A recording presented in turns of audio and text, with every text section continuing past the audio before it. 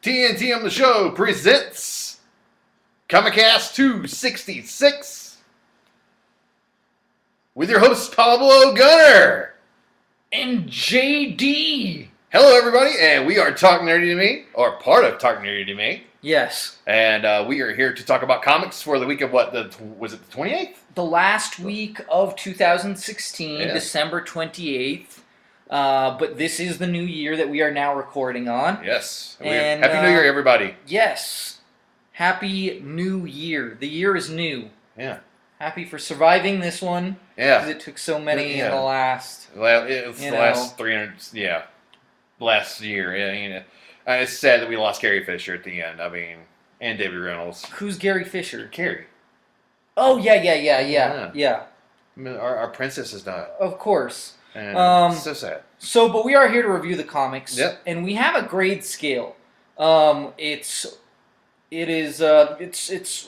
might be confusing because there's many levels. There's buy, skim, and then pass, but there's variations to it, right? Yep, we have strong buy, weak buy, strong skim, weak skim, and if we pass it, we just say throw it in trash or donate it or use it for your cat litter or whatever. I was gonna say that actually. Our best book of the week we call the Back and Bag of the Week, the B-Bow. That's right. Put it in that nice sleeve back and bagging. Because we want to keep it in pristine condition. Use those medical gloves to kind of touch condition. it. Yeah, so there's no oily fingerprints. Which probably happened because I was eating popcorn last night while I was reading my comics. But anyways, I just don't care anymore. So you're just adding to the value of the comic because you're famous now. Yes, well, it smells good too. I think it adds to it because then that buttery, scent. But anyways. Then we also do a runner-up. We do a runner-up to the B-Bow. That's, so you'll hear us say things like contender for B-Bow, which is like contender, it's really, really great. So unlike some of the fights that were coming on this past week, if you know what I'm talking about, the UFC fight that lasted 48 seconds. Oh, yeah. So, and see, that's the thing is, there will be spoilers. Yeah. I mean, we are reviewing these books. We do get overexcited. Sometimes we just don't care. We're trying to save you the money. Yeah, we're going to spoil it anyway, whether you look at it or not. And then the ending is when we announce the B-Bow and the runner-up is when we spoil the most. So, like I said, we try not to go too crazy with the spoilers usually. Dude, your Gato loves me, man. We do have a tone. Or a tone like it's a minute for if it's just one of us, and then 2 minutes for both of us. The sound will go off, and that means it's time for us to wrap it up. And you, the listener, the audience, needs to tell us where this tone came from, and we will reward you.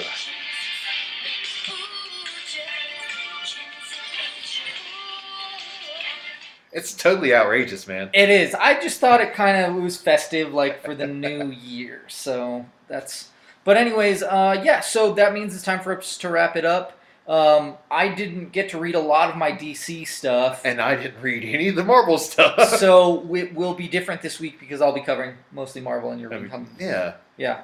So, let's get this party started, right? Yeah. I read the Hulk. It's just Hulk. Number 1. Numero uno. And it is Deconstructed Part 1, written by Mariko Tamaki, artist Nico Leon, color artist Matt Mia.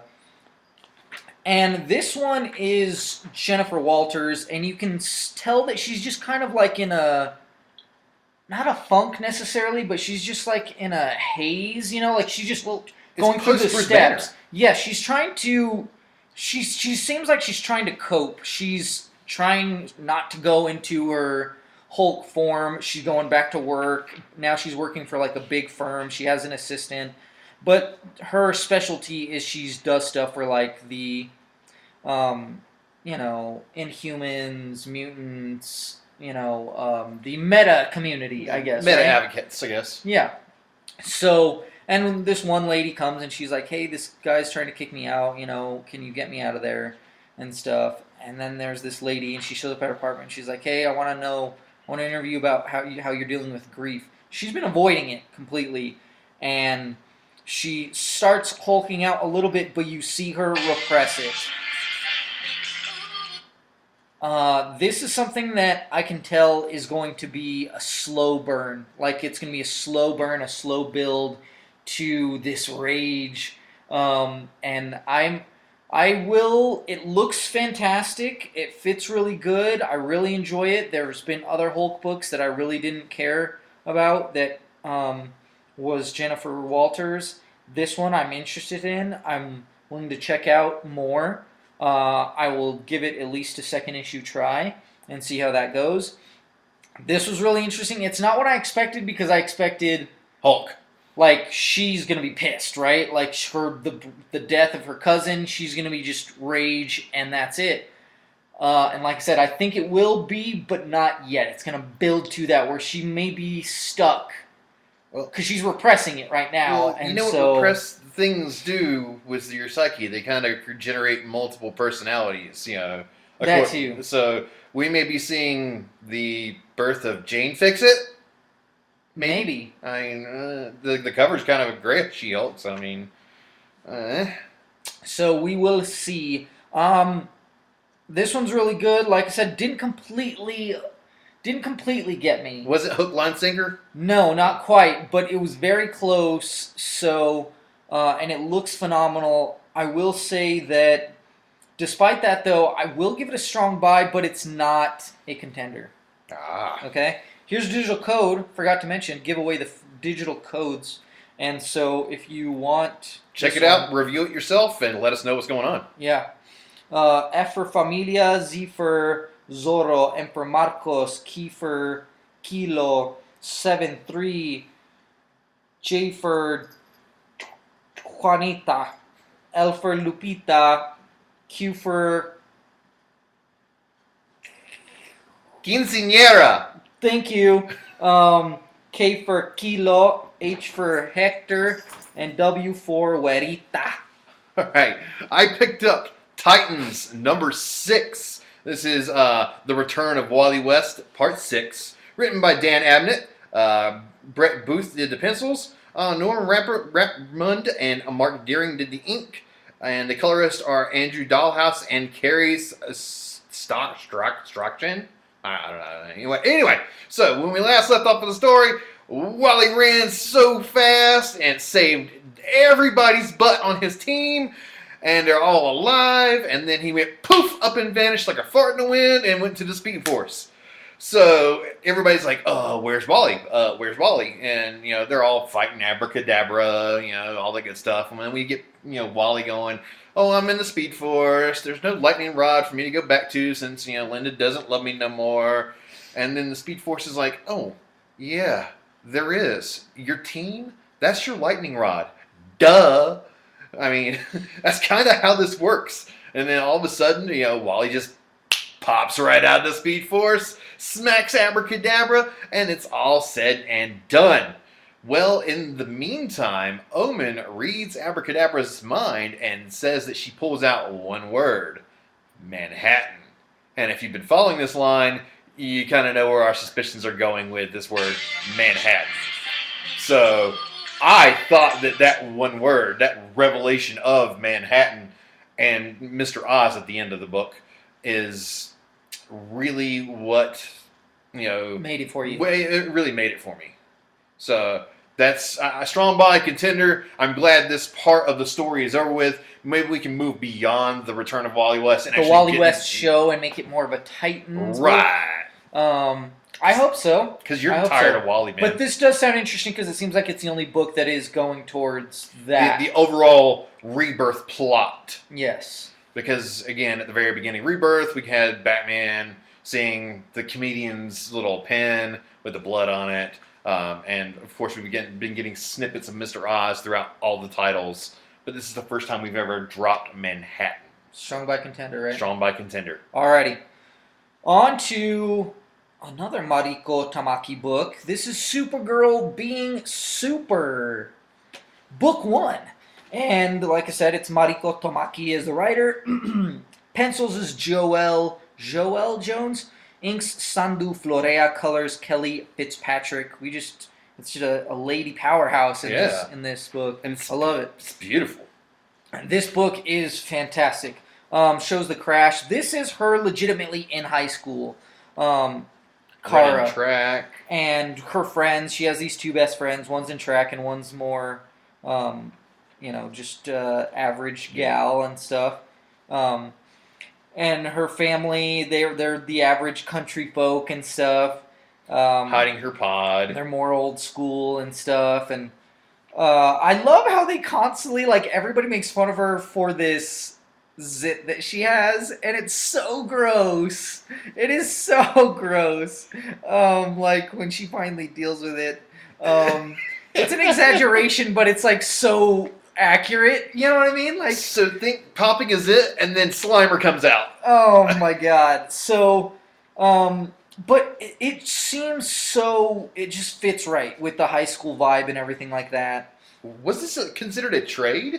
It's not a trade. It is like, I mean, it feels like it. I mean, the book, it feels like it. But, I mean, it's it feels long like enough. a mini trade. Yeah. It's like 2 issues put together, I guess. And then something bad happens at the end, like a earthquake or something, and that's pretty much where it leaves off. I loved this. This was so great. I feel like whatever's missing from the Supergirl comic, This got it. Got it. Yeah. Yes. So this is a strong buy, and I will even say that it is a contender. It looks phenomenal. Like I said, it hits high school. I mean, I've never been a high school girl before yet, but I'm just saying in my next life I might be. Yeah. Unless you get reincarnated as an animal. A dung beetle. Yeah. But anyways, yeah. So anyways, yeah. Strong by contender for you. Yes, sir. Sweet.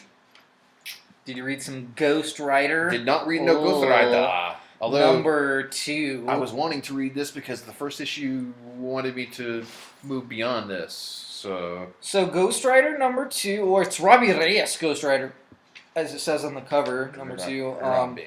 Writer Felipe Smith, artist Danilo S. Beiruth, color artist Jesus Abertov.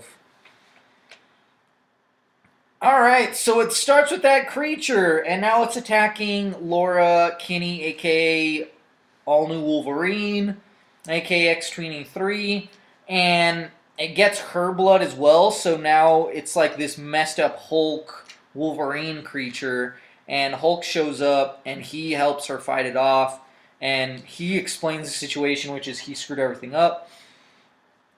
This guy just got out of prison. He gets a job at the same place as Robbie, which is the mechanic shop. But he's legitimately trying to be good, you know? But yeah, it's mostly just this, like half of it is, it goes back and forth, but half of it is that alien creature, and then the other half is this guy and this gang and how they want him to get back in, and he doesn't really want to. And anyways, it ends up converting because they're chasing this creature and they end up in that same neighborhood. Yeah, there's barely any Robbie. I don't know why it's called Robbie Reyes Ghost Rider. Yeah, because the first issue, again, it was a little bit of Robbie. It was a little bit of Amadeus Choke. And a little bit of Kamala Khan. Yeah. No, it was Laura Kinney at the end. Oh, it was Laura Kinney, that's right. And then there was like that skateboard story or whatever, which they never did anything with this in their here. So I was like, why did you even? Why put it in there? Yeah, the art is not bad. I'm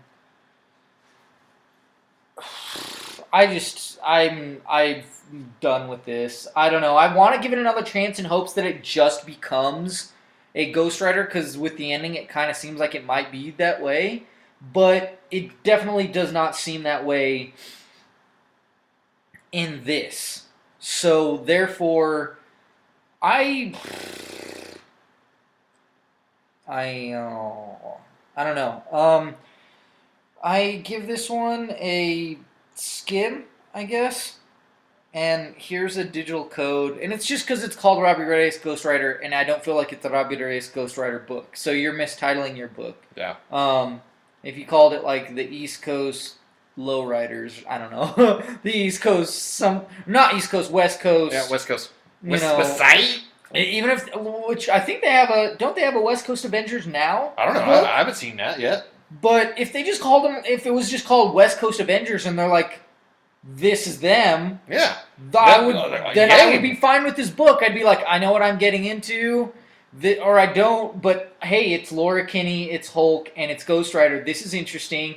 A different take on an Avengers team, but it's the West Coast, so they're bumping. Hold on. Didn't this kind of become like the new Fantastic Four? So if they throw another Miles Morales, throw Miles Morales in this, and we have the new Fantastic Four. That would be great because the original new Fantastic Four was Dan Ketch, Ghost Rider. It was the Hulk. It was Wolverine, Logan, and it was and Peter Parker. Yeah, I think that if they said that at the beginning too, like if they were, what is it called? Yeah, it just says the mechanics. Like if it said the new. Even if they call that like the new Fantastic Four or something, or Furious Four somewhere, or whatever they want to call it. Fearsome Four. Oh yeah. I forgot to give it a digital code. So if you want to read it, if you want to check it out, tell us what you think about it. Sorry, I'm being a distraction here. Yes. F for fan, C for camera, M for Mankey, C for camera, B for Bravo, J for Jones, 3, N for Nova, F for Frank, E for Echo, 5, Q for Quill. Groovy. You got Savage? Did you read All-Star Batman? I skimmed through it.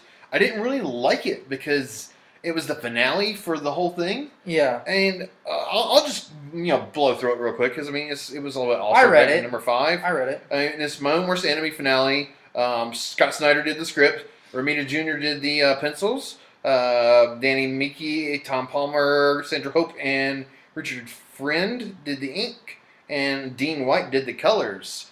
And what issue was this? What, 5? Yes, 5. Yeah, 5. And it's basically the continuation. It's the conclusion. Yeah, they're throwing, trying to take Two-Face to his destination. To cure the Two-Face part. Yeah, they're literally right there. And there's all these obstacles in the way. They get on like a steamboat type thing instead of a drift, and they kind of blow it up or run it aground. It's gonna go off there. And then you got Gordon knocking on the clock in Wayne Manor, and it's just I don't quite know where they're going with this, and it's totally confused me. But I mean, it's like, okay, well, if you want Two-Face to win, Two-Face will be permanent. If you want Harvey to win, Harvey will be permanent. You won't be fighting this entire time. Right. Harvey or Two-Face reveals that this cure, whichever one's stronger, will take over. Yep. So if Two-Face is stronger, he'll permanently be Two-Face, or One-Face. But if Harvey is stronger, then he will be Harvey forever. I think we'll call it Big Bad Harv because that's what they called it in the animated series. Yeah. And so I loved it. I thought it was a great build. I thought all this stuff getting thrown in, like that they had thrown in along the way, that was like it was just building, making it more intense. Like because you thought, they're gonna find out he's Bruce. He's Batman. Yeah, they're gonna find out Bruce is Batman. They're gonna and then Alfred reveals, I was part of this, and this is why, which we saw at the beginning. Yeah. But they didn't really go into it anymore. And then the way they concluded it really went down to that thing, which is what is a hero, what is a villain. A hero is somebody who does something that they make choices that they don't really want to, and then a villain is they are selfish. And so Bruce has to make that choice. Yeah. He wants to save his friend, and he finds a way. And I thought it was a great conclusion. No, I thought it looked phenomenal. It was at the peak. I thought the post conclusion of the story, because now they have to go back to the city. Well, so that's the second half of it. They have to travel back. I liked how KG Beast was knocking on the door of the villains, and Oh, yeah. it's not KG Beast. Yeah. That's the only thing that I really enjoyed because, again, the art's great. The story just seems a little, how do I put this, over complex. They did throw in a lot at the end. I won't deny that, but for me, it just made it more like of an intense build. So I will personally give this a buy. And because, again, it was a good book. The art was great. It's just the ending just didn't satisfy me for some reason. Too much for you. Too much coming at you at once, huh? So for me, like I said, I loved it. So I'm going to give it a strong buy contender. I did kind of miss the Duke story, though. Yeah. But it was nice to just have one cohesive ending. Yes. Alrighty. Now you have Savage. Savage, or should I say Savage? I am not quite sure. So yeah, Savage number 2. I picked up number 1. It was really good. The wife picked it up. It was after it had already come out. That's why I didn't cover it on the podcast. But this one came out this week, so I was like, all right, I'll review it. Writer is B. Clay Moore. Artists Clayton Henry and Luis LaRosa, and then colorist Brian Reber. So yeah, we last saw that there's this family that crash landed on this like on a boat type, almost like a Green Arrow type thing, 5 years, but and so the guy he's like that professional football player, David Beckham, and his wife, right? But they have this little boy and stuff that's with him. He's a newborn, so got to be with the mama. And so, like I said, they end up on this island. This island, there's dinosaurs. And so they're, like, fighting to survive. It's pretty crazy. And then there's these other people, though. It goes back and forth, though, because there's this kid, and he is, like, straight up savage because he's on his own, and he's, like, killing stuff. He's taking out some of these tribesmen and stuff, and then it flashbacks to, like I said, with the mother, and she's raising her son by herself. I know, it's such a good tune. So yeah, it continues to get more and more exciting and more interesting. It is a slow build, but I am loving it, and it looks amazing. I really like how the past stuff, the past stuff is more warm and more clean, and then the future stuff is more gritty and more grimy and more the differing of art styles darker between the two time periods. Okay. Yeah, for sure. So I'm gonna give this one a strong buy. Like I said, it's really interesting. It is done by Valiant. That's the publisher. Like I said, it's killing it so far. Next up, you've got some Marvel, which is some infamous Iron Man, or the famous Doctor Doom. Infamous Iron Man, yeah, it's number 3. It is Brian Michael Bendis as the writer. Alex Maleev is the artist, and then Matt Hollingsworth on colors. And yeah, like you said, this is Doctor Doom as Iron Man. Which is cool because he is mashing the two looks, and he's going up against the Thing, and it's just destroying this neighborhood, and then it flashes to this lady, this doctor who was dating Tony Stark, and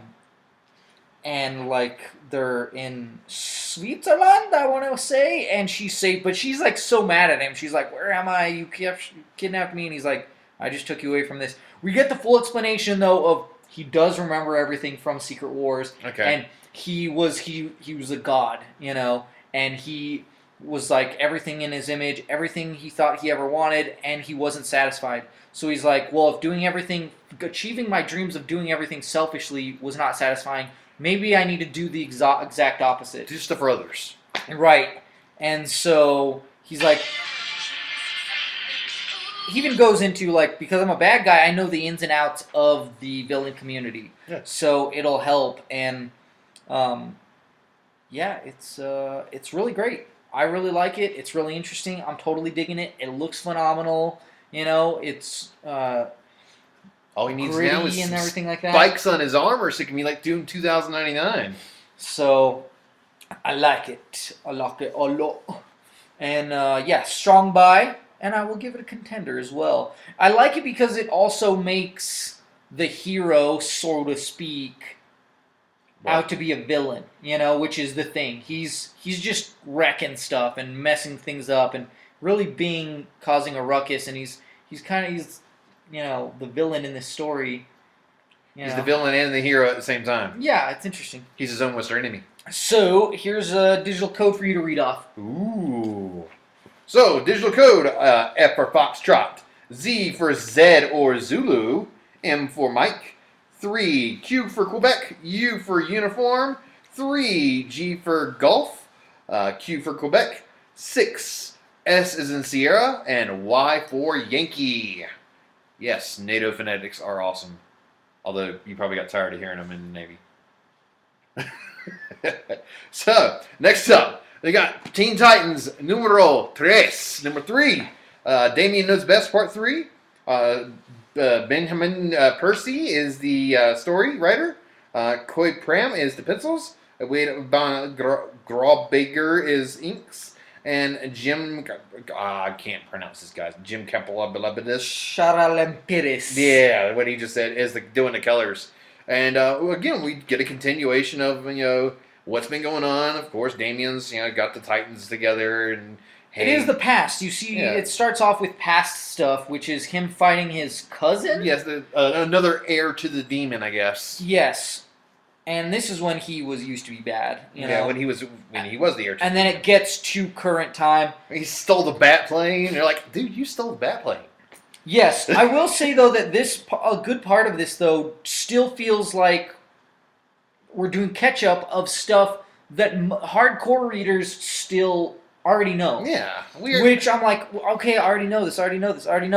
But then it gets to a certain point where we get past that, and that's when it really starts making strides. That's when it really starts taking off. Is great. They point out all their flaws and why they're afraid. He finally breaks down. I think that was the best part. Is he goes, I am heir to the demon. Yes, I am Ra's al Ghul's grandson, and I was meant to take over. Starfire's like, nah, I got Blackfire. She's my sister. No worries. And then Wally's like, well, my dad was the Reverse Flash. Yes, and I really like this. And then, Beast Boy's just like, I'm just a douche. And then, of course, Raven's like, oh, my God, my dad's Trigon. Yes. They all have their things. They all have their flaws. Beast Boy is more or less himself. But yeah, it is but once again, Damien tries to he does what Damien does best. He works alone. Well, yeah, he doesn't know how to yet. We've seen that in the Superman comic when he was with Jonathan. Jonathan White. Yeah. Superboy. Yeah. So that's part of it, and he's not he doesn't play well with others, especially as a team. He doesn't know how to be, and I really like that because you can see growth even if it is slow. Mm-hmm. He's definitely not Dick. So yeah, Dick is a natural leader. Dick knocks down doors. He is a team player. He gets in there, and Damien is everything but that. Yeah, but I think that some of the things he'll have to take from Dick, Yep. And at the end of the book, we have Damien going, "Hey, Grandpapa, leave the Titans alone. I'm here. What do you want? I'm here. Leave these other kids alone. I'm here." So I personally love this book. I think it's a great setup. I mean, this is only the 3rd issue, and still we're building and we're creating nemesis for the actual Titans. So we'll see how this goes, and I'll be picking it up. It looks fantastic. It fits so well. I everything about it. It looks really fantastic. I will have to say though, and especially like the past stuff and the current stuff, it's slightly different, and so it's a good differentiation. I like that. But the story because of is the fact beating a dead horse. We know all this stuff. beating a dead horse for those of us that are hardcore and know all this stuff.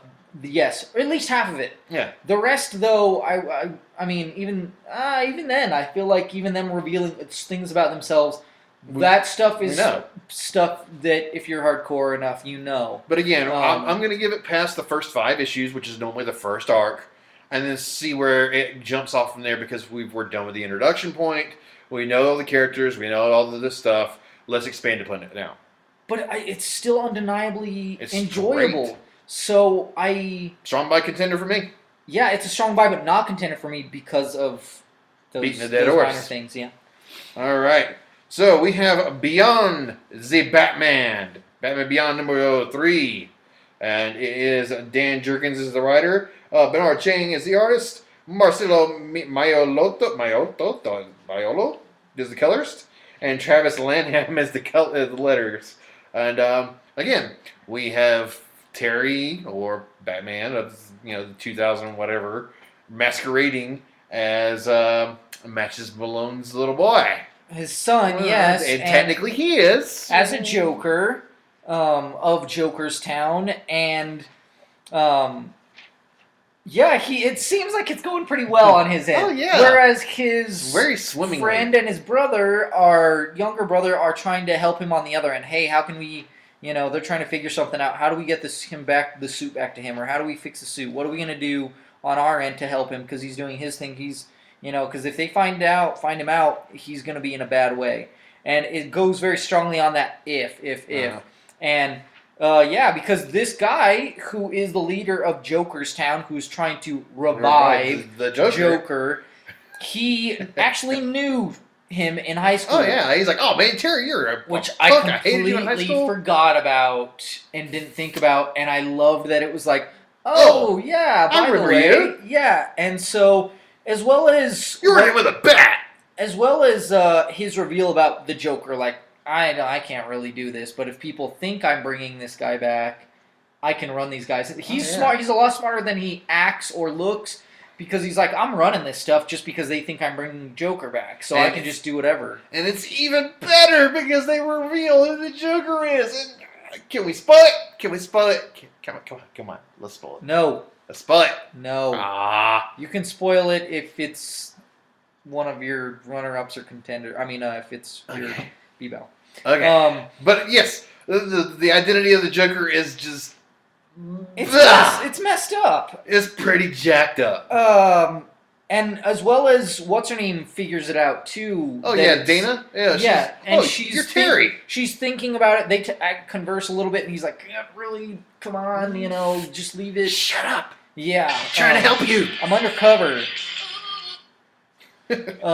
So yeah, it's so many great things that didn't even cross my mind, but should have. Yeah. That were thrown in there, and I can't not like the reveal at the end too was like, what? And what the shock, man. Yeah. This is the future. So yeah, you're in the wrong company. Different universe. Yeah, different. Wrong company. Yeah. But anyways, it's a strong buy. It's a contender, man. And I can't wait for the next issue because I want to see what's going on with the brother and his friend, Max. like what they're gonna do because they have to pull him out. Yeah, because they're shooting like spitballs of acid at them and hoping they die. I mean, so yeah, strong buy contender for me as well. On to 7 to Eternity, number 4, the Quattro, gives you a little update on the story so far. Written by Rick Remender, drawn by Jerome Opeña, colored by Matt Hollingsworth. Yeah, so, like I said, intro, and then has this journal of Adam Osiris, and then goes into the story, continues to be like this thing where he's like, man, it just keeps on running through my head of what he was saying, that's why you don't let that guy speak to you, because it's like earworm, man. It just gets at you. And so they let him out to eat and stuff, and he starts talking smack about his family, about his mom, about his dad, about his brother, and he goes off on him. So yeah, it's It's crazy. It looks so superb. It's really interesting. You're finding out a lot of stuff that's going on. And, this evil dude, he has a wife, he has a son, he's talking about them fondly. And I'm like, you are such an evil dude, and yet you have these stories, about your good relationship you had with your wife and how much you love your son. It's really interesting and good stuff. But it's one of those things that you just feel like it's just a matter of time before there is betrayal amongst the ranks, and one of them gets taken out, and they even say that like, and slowly I think it's already happening because the guy fell asleep on the watch, and the bad guy could have escaped, but instead he decided to take somebody out. Crazy good stuff. I feel a little like this would probably be better in trade. In trade, yeah. So I will say that. So it's a strong buy, but not quite a contender because, like I said, I feel like it would be exponentially better in trade. Yes, I imagine so. All right. So we have Batgirl number 6, Beyond Burnside, the epilogue, written by Hope Larson. Raphael Abacoque is the art. Dave McCaig is the colors. And Deron Bennett is the letters. And, of course, the colors done also by Raphael Abacoque. I don't know if it's because we live here, but I love pronouncing his name. Yeah. Yeah, it's fun. So, I mean, we start out with a bang. I mean, well, not really a bang. Well, yeah. Kind of a bang. I mean, the plane that Babs is on has got kind of plant stuff all over it. Yes. So you have to know somebody's involved. Yeah. So basically, we have Babs and I guess it's Pamela. Yeah, and they're like, something smells really bad on the plane, and so she goes to check it out as Batgirl. It's like, when did you change? Did you change in the bathroom or yeah, on the way down? Or so there's this creature, plant, and it's like totally just like tearing the plane apart, pretty much. Yes. And they're fighting and stuff, and like, yeah, if we do this here, we're all gonna die, and that's kind of gonna suck. So, I mean, they kind of end up working together, even right. They have to survive. Yeah, and they end up, I guess, jettisoning the plant is what ends up happening. And then, of course, Pamela just sprays this stuff throughout the plane, wipes everybody's memories, kind of thing, and it's really, really weird. It makes the plane smell better. Yeah, smell sexy. Yes, and then, of course, so we have they deprive the thing of oxygen or something like that, or oxygen candles, and then they use the oxygen candles to take out the this prehistoric whatever this plant thing is, and Babs wakes up. Oh man, I had the weirdest dream, kind of thing. Yeah, they landed and everything, and then of course they look outside and the engine is all messed up. It kind of feels like the whole there's a thing on the wing of the plane. The old Twilight Zone thing. Right, exactly. That's kind of what it feels like. I mean, it's a pretty good twist and all. And then we get the reveal of a Cobblepot. Yes. So we're going to have the son of Cobblepot in the next few issues. So I think, that's going to be the next arc. They do introduce that next arc. This was definitely filler to that next arc, as well as, it did introduce that and what they're going to be covering in the next arc. But it was amusing filler. Yes, it was amusing, but it wasn't like the most exciting. It wasn't the most, I don't know. I just feel like we're in issue 6. I feel like at this point, every issue, or almost every issue, should be main plot. A strong buy at this point. For me, I think personally. It's a great team. I mean, they've done great so far. Because it looks great. Yeah, it's written. It's not. It's written pretty well. It's just missing that something. And I want to give it another chance. I want to see. Okay, well, what's going on with this Cobblepot? But I'm not sure because I don't want another same thing, which is like, oh, Cobblepot. We're gonna build up this arc, and then it's gonna be like, oh, it was kind of anticlimactic ending. You know what I mean? Yeah. So I'm really conflicted. I'm gonna give this one a buy. I'll concur with that. I'll give it a buy, but I will pick it up next month. I'm not sure yet. I probably will. I kind of want to see where this leads. I want to see where this rabbit hole goes. Next, Thunder, Thunderbolts. Thunderbolts. So? Justice like lightning. Number 8. That's wrong thing. But anyways, Jim Zub is the writer. John Malin back on art. Matt Yaki continues to do colors. And this is... The Thunderbolts are now breaking out Das Winter Soldier. And it's crazy. They're like, Maria Hill's there. They're dealing with all these situations. They're doing a pretty good job. They're working pretty well as a team. And then Cap gets there. No. Hydra Cap. There we go. Hydra Cap. And so he messes them up, of course. Well, of course, Bucky could throw a wrench in his plans. I mean, come on now. But it is a whole team versus Cap. And yeah, you are correct about that, which is... Das Winter Soldier does exactly that, but he has to get rid of his arm because it has like nanite tracers in it. So now he is. So he's like the fugitive, the one-armed man. I was gonna say the drummer from Def Leppard, but but yeah. So we'll see. I'm wondering now. I'm like, okay, cool. How is he gonna get a new arm? What's gonna happen? Which he has like a tech guy, Dude, there's Tony Stark floating around there, even as like an AI Jarvis. No, it's gonna be like the mech dude or one of these. They're gonna maybe it's the Tinkerer. No, the whole team is gonna build him a new arm. It's gonna be like Voltron on his arm. It's gonna be awesome. It's gonna be sweet. He's gonna have a lion for an arm. That's gonna be awesome. He's like sight beyond sight. No. But I enjoy it. I'm digging it. I like it. And it's good stuff. So I'm going to give it a strong buy. I feel like the art wasn't quite... I don't know. There's something slightly off about the art. So that's where it's not going to be a contender. But still really solid, and I really enjoyed it. So yeah. The story is fantastic. It is. I'm really surprised with this creative team. They've been knocking it out. Here's a digital code if you want to check it out for yourself. F for Familia, Z for Zorro, M for Marcos, B for... Burrito.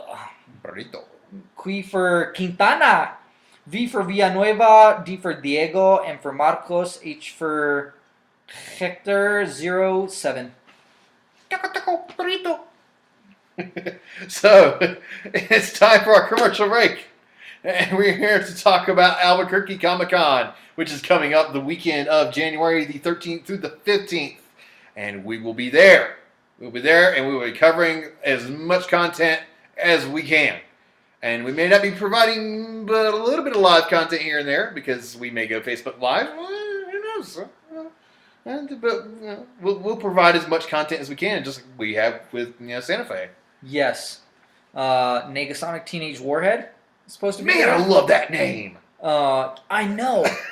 Why is she not in the comics more? Let's make her... The version that she is in the movies in the comics. Yeah. That's cooler. Because the actual, she's not very great. Yeah. The name's not fitting.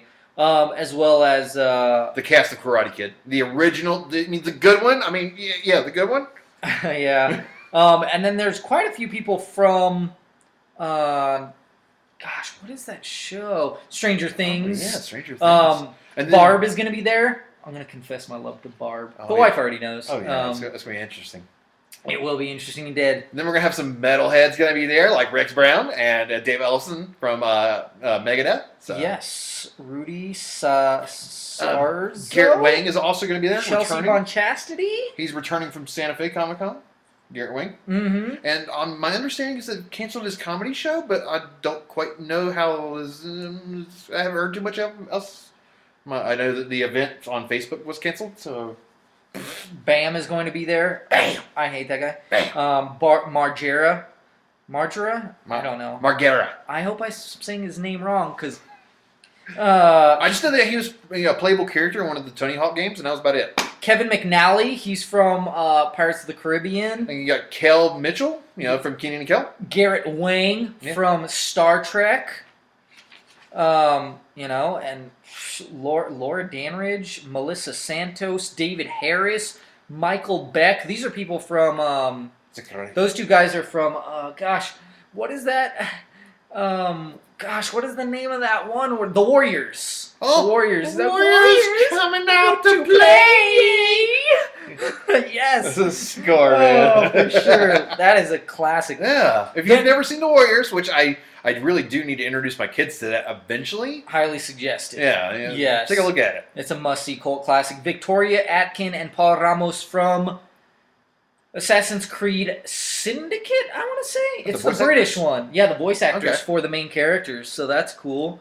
Robert Mooks, Rosana Rocha, Eddie Nunez. I mean, there's so many names here. And then you got some cosplayers that are going to be back. Cosplayers, We're going to have artists. We're going to have local artists from, fairly local. My buddy Andy from El Paso is going to be up here. Like we saw him at Santa Fe. He'll be back. Ric Flair, Austin St. John. Austin St. John from the Powder Rangers is going to be here, and make sure you go. Save the date. Save the date. Okay, so we have ticket prices. Friday passes are $20, $25 at the door. Saturday passes $30, $35 at the door. Sunday passes $25, $30 at the door. 3-day pass $60. And it's not available after January 12th, so make sure you get them ASA possible. And then kids passes under 6 are free, and otherwise it's $5. VIP passes, the standard is $100, platinum $250.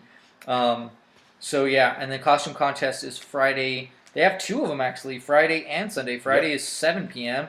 and then Sunday is 5 p.m. It's going to be crazy. Yeah, and of course we'll be there. So you can meet us. We're going to have a blast. It's going to be so much fun. Hey, we listened to you, and you guys are ugly.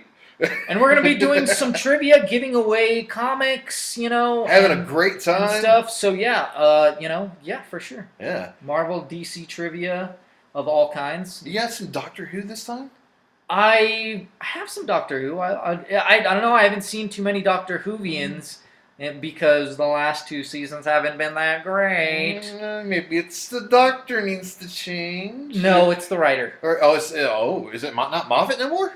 Moffat is still, yeah. Okay, well, is he producing or is he just writing? I think he's like the headliner, like the showrunner. I know he's the main writer. I know he's the main writer in stuff of Sherlock, which came back today and is phenomenal so far. What I've watched of it. So. Make sure you follow them on Facebook. Make sure you, get on there because they do giveaways too. And there's after parties as well. So keep in touch with their page and find out what's going on. And we'll see you there. Yes, indeed. Back to comics. And I'm going to start it off with AD After Death #2 with the Scott Schneider as the writer. Jeff Lemire as the artist. This one was queered. So I think this one Tarantino's it, which is it starts with kind of it starts in the future, and then it jumps backwards and kind of tells how it got to that point, sort of, but not entirely, because he's it's on Earth, but it's there's all these crazy plants and stuff, and he's wearing a suit. Sounds like a CW episode of something, whatever. And then it starts, and it goes to okay, this is how I became a thief, and he had this neighbor that was an astronaut, and how he's going to steal the suits for him and his astronaut buddies that meet up on the anniversary and stuff. So he's getting these suits stolen for them and stuff, and then this guy shows up and is like, I want you to do something for me. We're going to make it so that people can't die anymore. Hence the after death part. I think you're going to need a longer timer. I feel like this one did not flow. It didn't. It stands on its own. And doesn't really flow easily with the first issue. They feel and they are solidly separate books too.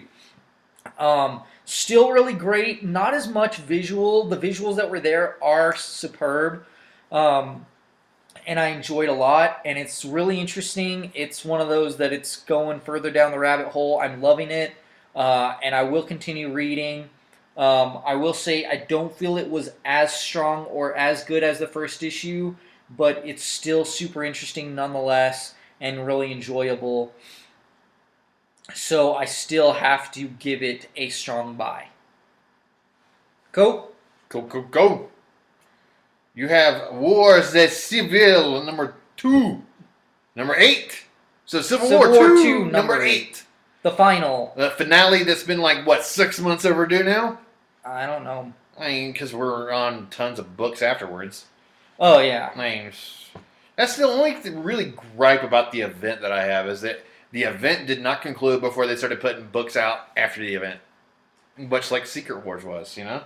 It is the writers Brad Michael Bendis, artist David Marquez, and there's future artists. I can't speak anymore. Future artist. Adam Kubert, Lionel Francis Yu, Daniel Acuna, Alan Davis, and Mark Farmer, Marco Rudy, Mark Bigley, and John Dell. Isad Ribic, color artist Justin Ponsor. And just to make sure that's not like there's multiple futures, and so each future is a different artist. Yeah. So I was like, what? This sounds awful. And it's not. Yeah. I do know what goes on here because I've kind of spoiled myself on this one, but I didn't. So the battle rages with Iron Man's lead. Well, basically everybody versus Carol Danvers. That's kind of where it's at. Well, no, it is straight up Iron Man in what looks like pretty much War Machine like armor? War Machine armor, and she's like obliterating him. As the binary. She's using binary's powers, if you remember classic, Captain Marvel. Well, yeah, classic Captain Yeah, Marvel. she's really supercharged, and it's crazy, like, it's looking really bad for Tony. And then all the while, they're trying to figure out what's going on with Ulysses. And all he says is, like, we need to stop them from fighting. Yeah. And then it shows all these alternate Multiple futures. For, like, the Inhumans taking over, like, dinosaurs running the Earth. Age of Ultron. Age of Ultron coming back. The X-Men wiping out everybody. Well, basically, the mutants wiping out everybody. Asgard. And then it becomes... the universal, or the multiversal eternity. Yes. That's the way I kind of explain it. He's in chains. He evolves. Eternity in chains. And then you find out what happened with Tony, which is he's been experimenting on himself. He's like in between death and life and death. He's in purgatory. Something like that. Limbo. This didn't answer all my questions that I have. And even at the end, it's like Danvers like, oh, I know what we're supposed to do in the future. What? What are you supposed to do? Well, we're supposed to read to find out what. What are we supposed to read? Is there a to be continued in the story of Captain Marvel? I mean, what's going on? Does it tell us where to read? Oh well, there is the Oath, which have always been great. Civil War II, the Oath. So I think we'll get more of our answers. It looks absolutely stunning. Every single page, every single panel is just mind-blowingly looks great. But what did you think overall? I mean, the event itself was totally anticlimactic. This book was pretty good. Because, again, the alternate futures that Ulysses sees kind of drops hints of possibilities, I guess. And some of those possibilities show promise, especially that Ultron one looks sick, man. I mean, I guess I'm an Ultron fanboy, I guess. The real Ultron, not that crap we saw in the movies. But, all in all, this issue was pretty good. I'll give it a buy. But the event was very anticlimactic. It really didn't go anywhere except for telling us that Cap was bad and that Cap did this whole thing. And the best thing about which is not revealed. No, it's not revealed to everybody. The only people who know it is the readers and the guy, the scientist guy. Selvig? Selvig. He knows. That's about it. But the best thing to come out of this was the verdict and the aftermath. Remember the two side-off books? Yeah, we'll see what happens with the Hulk. Oath. We know what's going on with Hawkeye now, which is he's doing his own thing, the Occupy Avengers, which is interesting. There's also the Miles stuff, which we'll get into later.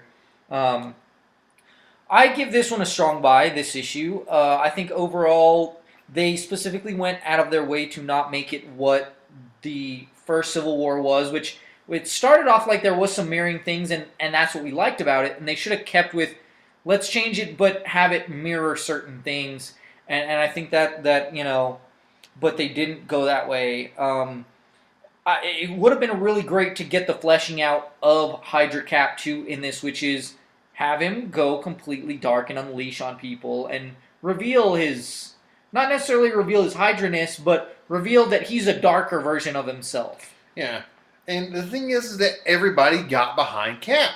He is such the inspirational leader that regardless of what side he chooses, they'll follow him because he's Cap. I mean, come on, he's Steve Now, Rogers. if he's making like these a-hole judgments and just taking people out like he is in his own book, then I feel like the faith would waver. It's and that would be a big part of it. But I think it could have been done better. But we'll see. And I'm wondering what's going on in the Captain Marvel book because the Zero was good, but we don't know where it's going from there. I think like the result of this and the Oath. The Oath as well. I definitely want to check out the Oath.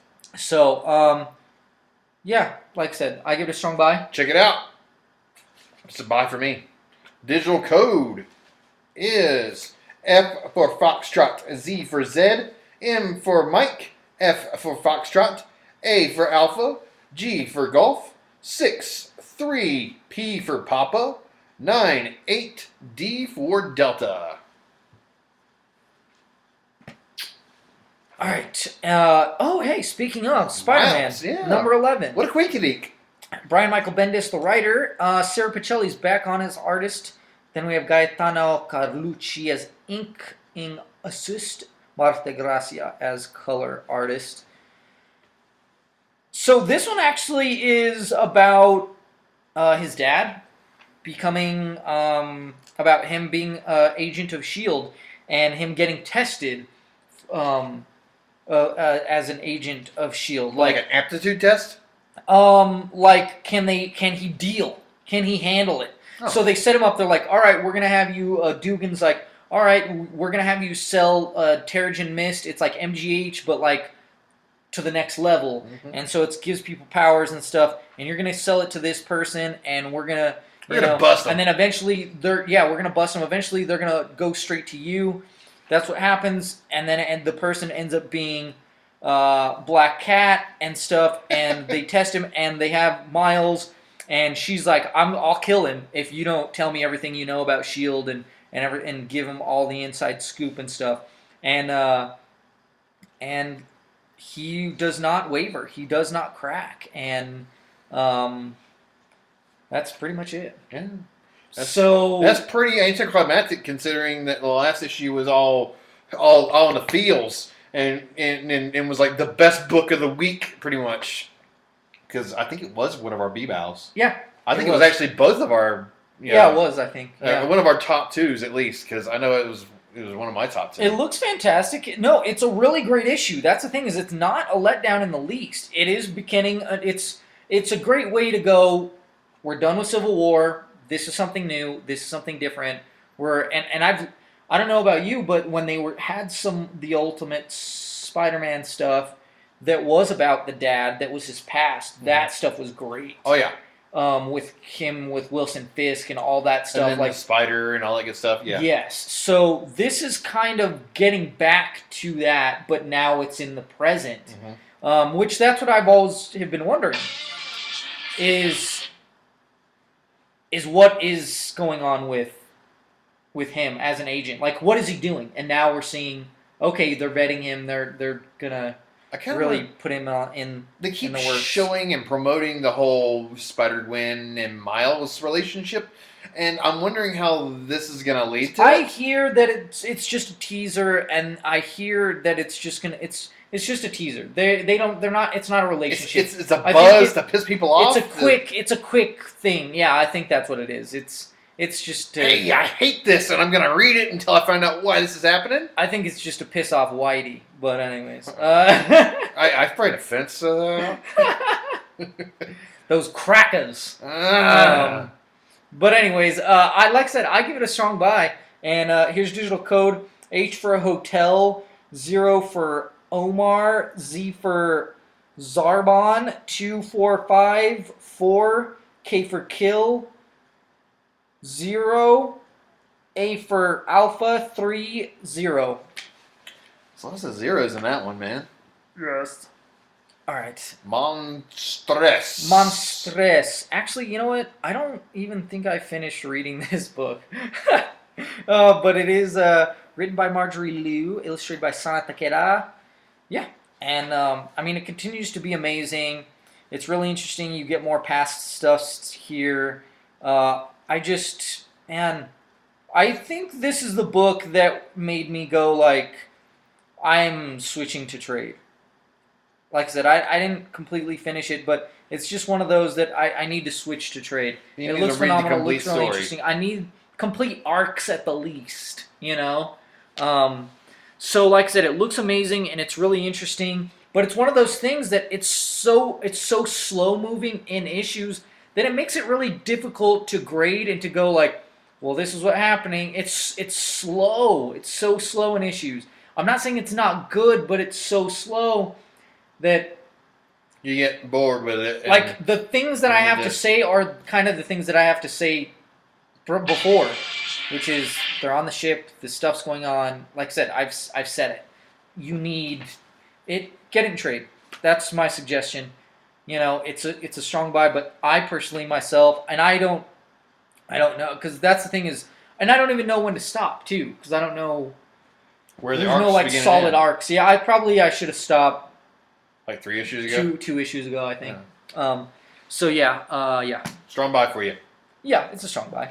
Next up, we have Mighty Morphin Power Rangers number 10. Number 10, you know what? I'll be honest, I didn't read this one. Dude, they were just revealing the new White Ranger, or the old White Ranger? How did that work last issue? Isn't that what it was? The original, I Yeah. think, maybe? That was the splash page at the end of the last issue. So this is number 10. It's Kyle Higgins as a writer. Jonathan Lamb is illustrating this one. Colors Joanna Lafuente. But here's the deal. This is part of the reason why he was like, okay, it's like a separate story that's just about Billy. So it's about David Yost? David Yost was awesome. Yost. Yost. No, Sorry, no, Yost. I'm just kidding. No. Tomato. Yeah. No, so that was part of it. Is I knew that it wasn't continuing that. This one's a one shot kind of about the Blue Power Rangers. So I don't know how good it is. All these books that I did not read, I will be doing written reviews for, like I did the other week. How could they do that to us? So it's such a big, awesome thing. It's just a break, man. Don't worry about it. It's just a break. It's like watching a soap opera. Sometimes it's really intense, and you need a little breather. Okay, sometimes you just need a little breather. All right, relax about it. No, they can't do that. It's bad. Let's move on. Yeah. Anyway. So yeah, like I said, I'll do written reviews for it. All right, so we have Hal Jordan and the Green Lantern Corps, number 11. And it is The Great Escape. Bottle Light Part 4, The Great Escape, written by Robert Venditti, penciled by Rafra Sandoval. Jordi Tarragona is the inker, and the colorist is Tome Mori. Is that how you Tumu? Yeah, I want to say that's right.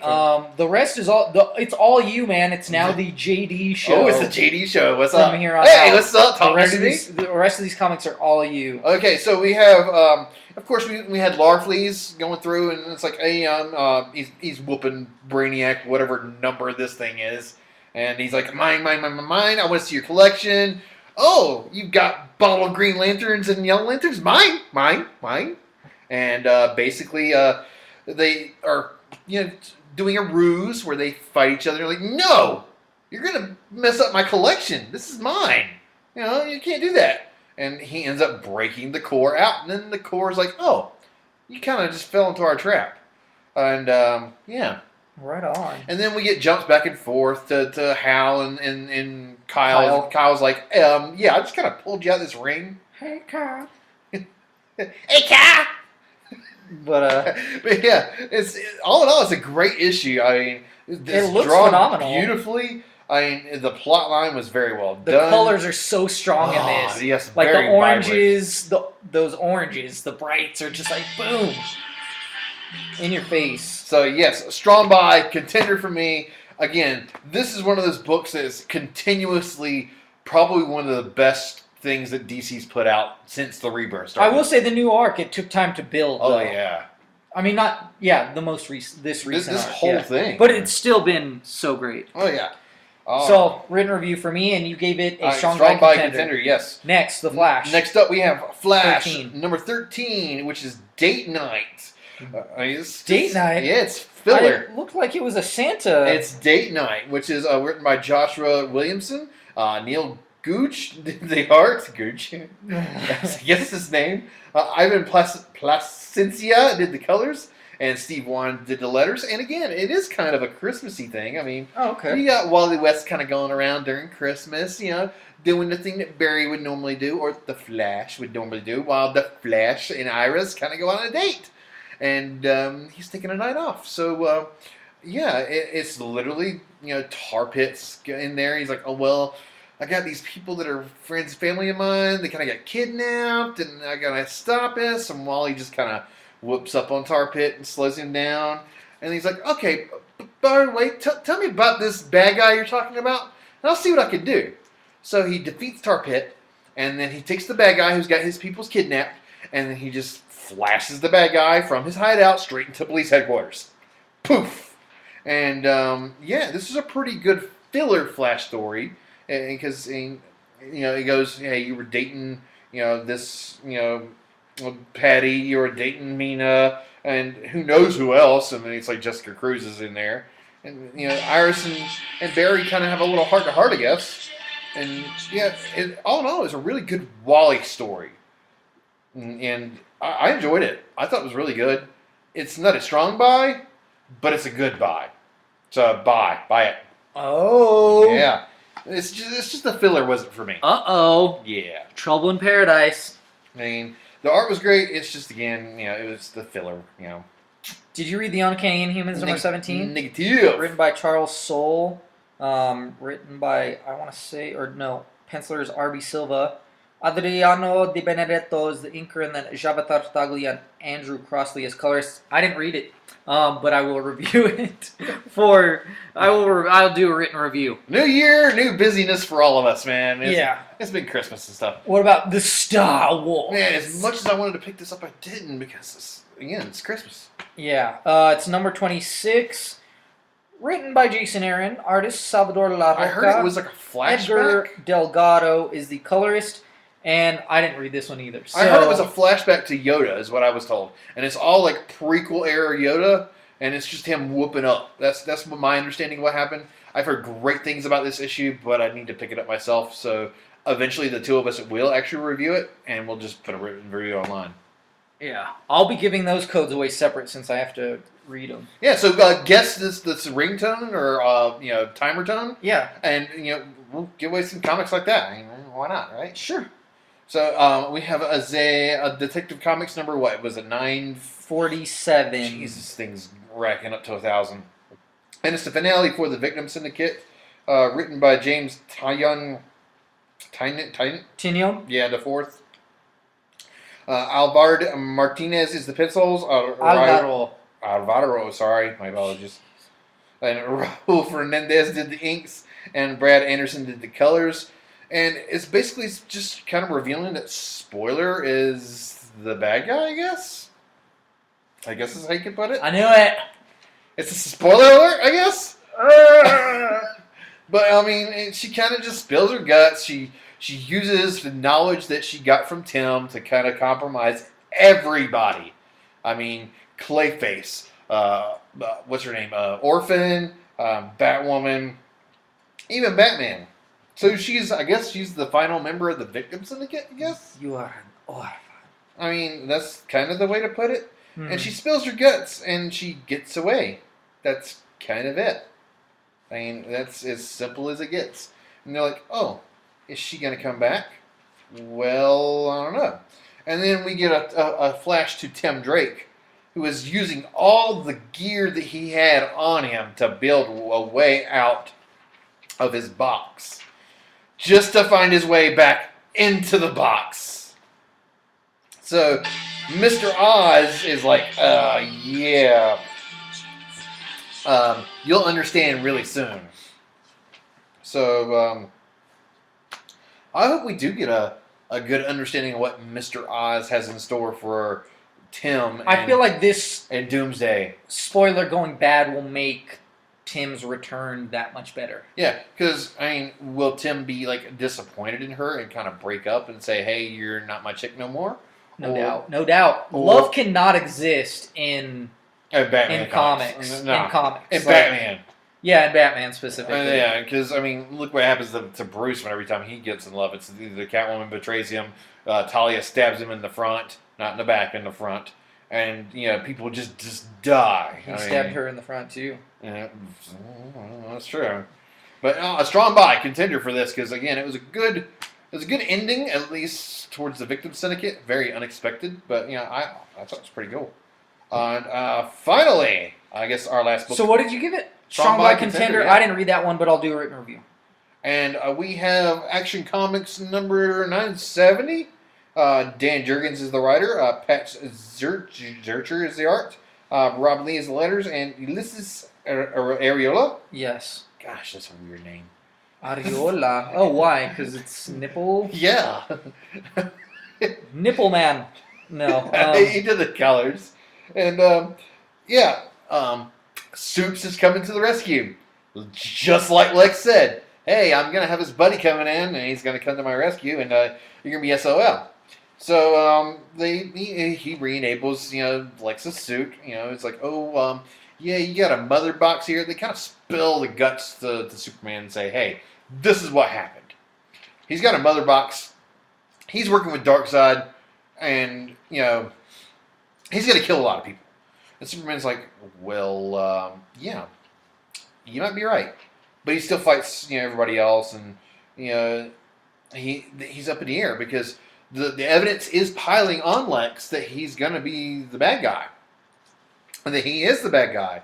But Lex is like, nah, I did that just to escape. I did that to save me, you know, to be, you know, Super Lex, to be Superman.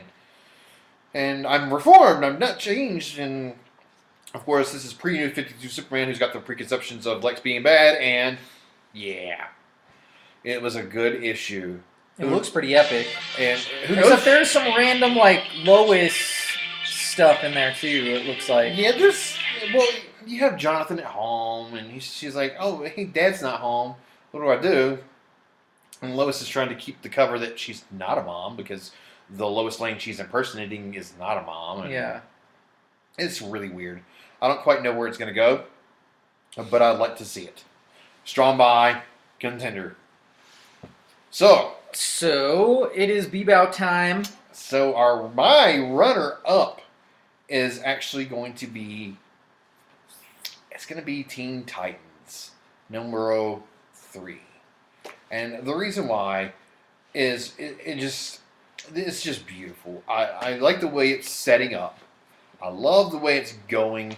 I want to see it progress. I want to get past this first arc so I can see this team work as a team, or at least struggle to work as a team. Well, and be amusing. It's covering ground that we already know, like, and yet it's still a book good. that you're like, why am I like, oh, I don't need to pick this up because this is stuff I already know. Yeah. And it is, but it's so good the way that it's going about it that you're like, I don't even care. It's still a strong buy. See, he's saying everything I was going to say. But my beep-out would be Batman Beyond number 3 because, man, that was just a phenomenal issue. Beautiful. It hits you in the 90s and 2000s feels because it brings back that nostalgia. And I'm going to spoil it. Fine. I'm going to spoil it. The Joker that they're trying to revive, they're not reviving the Joker. They're keeping Bruce Wayne alive. Yes, Bruce is alive. He's got all this makeup on, and they're stealing his money, and they're making a great thing out of it. So the bad guy is actually Bruce. But I don't think they know that he's Batman. Well, I don't think they know he's Batman. I don't think that Terry knows that the Joker is Bruce. Yeah. So who knows, Terry might try and kill the Joker and actually kill his dad. Not his real dad, though, right? Yeah, that's his real dad. No. Yeah. Really? Yeah, don't you remember seeing Amanda Waller kind of using Bruce's DNA and yeah, you never caught that? No. Dude, you really need to see the epilogue of Justice League Unlimited. It's on whatever Netflix I think now. I didn't like Justice League Unlimited. Just see the last episode of it. That's all I gotta say. The last episode covers this entire thing But I'll try it again. because it shows how Amanda Waller wanted to create another Batman because there always has to be a Batman. And so Terry is biologically Bruce Wayne's son. Oh, okay. Didn't know that. Now it makes that matches Malone thing even better. Yeah. I thought he was just whatever. All right. No. Cool. I will say that I'm not going to announce either because I did not read half of the books. Essentially, all the DC stuff didn't. Well, not all of it, but most of the DC stuff. So I'm not going to announce my Bebout on here. I will wait to. I'll post it on the page when I throw the Comicast up and everything like that. So we are like 1 day behind-ish, right? But oh well, it was New Year's and everything. It's New Year's, man. You got family. Yeah. Your kiddos are in town. My youngins and demons are out. Yes. And they're going to be getting introduced to some cool cartoons too. So Right on. I'm gonna have to introduce them to the theme song of what's going on here. Yeah. Gem. They don't have it on Netflix anymore. No, but I have other means of acquiring stuff like that. Which there's a new comic coming out of this. Right. Gems has been. Yeah, I think I have the first volume. It's called Jim and the Misfits. Yeah. Oh yeah, the Misfits. The Misfits. Yeah, Jim and the Misfits. I want to check it out. We just announced it. We just said what the. Anyways. Spoiler! We spoiled our own thing, but it kind of figured it out because it was totally outrageous. Yeah, it says Jim. Jim was excited. totally outrageous. But anyways, I will review that book too. Gem, the volume 1 eventually. Okay. Because I got it for the wife. But anyways, so here's the deal. New year, new me. No, I don't know. But new Talk Nerd to me. Oh. But no, we're expanding. We want to do so many things. For one, we want Talk Nerd to me to not just be for nerds. We want it to be for anything that you can nerd out about. So, like, I don't know about you, but when I listen to people, the guys at work, talk about sports, they sound like nerds. They sound like they're talking about D&D. Honestly, like their D&D campaigns. Oh, yeah. Oh, well, I got this many points. On my fantasy football. Yeah, fantasy football. Yes, they sound like hardcore D&D nerds. It is the funniest stuff. And so me and one of our new members who used to be an old member, one of the original members, making a comeback, making a return, and he's going to be doing like his own thing as well. I mean, he'll be doing nerdy stuff too, but me and him are eventually going to be doing like a video sports cast every week. Hey, you start talking trash about my basketball team, I'll hurt you. I don't know what it is, I'm Carolina. Tar Heels all the way, baby. Oh, I don't really follow. It's college, man. I don't really follow college. Tar Heels all the way. But so yeah, and then as well as music. That's one thing is he's hardcore into music. I'm hardcore into music. This guy's hardcore into music. So those guys will probably do that because I am not musically inclined, though I love music. And that's what we can do is I'll probably do a review of Avenged Sevenfold's The Stage, as well as... Dude, don't forget about Hailstorm's new cover album coming up. Oh, man. So far, what I've heard about it is fantastic. So... As well as I have a buddy, John, who told me about a band, and I'm going to have to check them out and review them, as well as the Blink-182 album that came out a few months ago, and the Red Hot Chili Peppers one. Since we're doing this, I'm going to have to review this stuff. Yeah, I'll be glad to help review some of the albums, too, because there's a lot of obscure stuff that's come out that's by bands that I'm actually, personally friends with or personally know. And, I'd like to review their stuff and say, hey, this is content that you might like. Because I like it. Exactly. Or I might not like it. I have a buddy that used to be in a band from the lead singer of Circa Survive. Yeah. So, and he has a band out in Oklahoma. And we have tons of local bands here. Yes. So if there's a local band that you want to get, us to review your content, just let us know. Point us in your direction. We'll listen to it. We'll tell you what you think. I mean, I've worked in a recording studio personally, so I know about engineering and production, and all that good stuff. And it's great. I'm very knowledgeable about this stuff. So, I mean, our new contributor. He's a musician as well. Yes. And he's going by Slay J. I told him that it has to be spelled Slay as in Santa Slay during the holidays. Oh. But since that's pretty much over, he can go Slayer. SLA. Right, kind of like Slayer. Exactly. But he also slays the ladies. Ooh. So watch out. No, I don't know. But a little double entendre there. Yeah. You know. I'm gonna name my first son Entendre. Double no, entendre? I'm not. No. And I'm just gonna speak to him in entendres. No. He's gonna be like, I never know what you're talking about, Dad. I hate you. No. Yeah, I'm not sure if my kids are still watching this or not, but I hope to get them as nerdy as I am, or at least as knowledgeable. I know they're Whovians because they love Doctor Who. Oh, okay, cool. So cool. Their mom's pretty cool on that. So, right on. At least there's some progress there. There's Albuquerque Comic Con. Hopefully, I can get back to doing the weekly the Talking Nerdy Vlogcast. Yeah. And we still got to do some Superman. What? Dragon Ball Super. I was like, Superman, what? Yeah, some Super comic. No, definitely. We will, for sure. Yeah.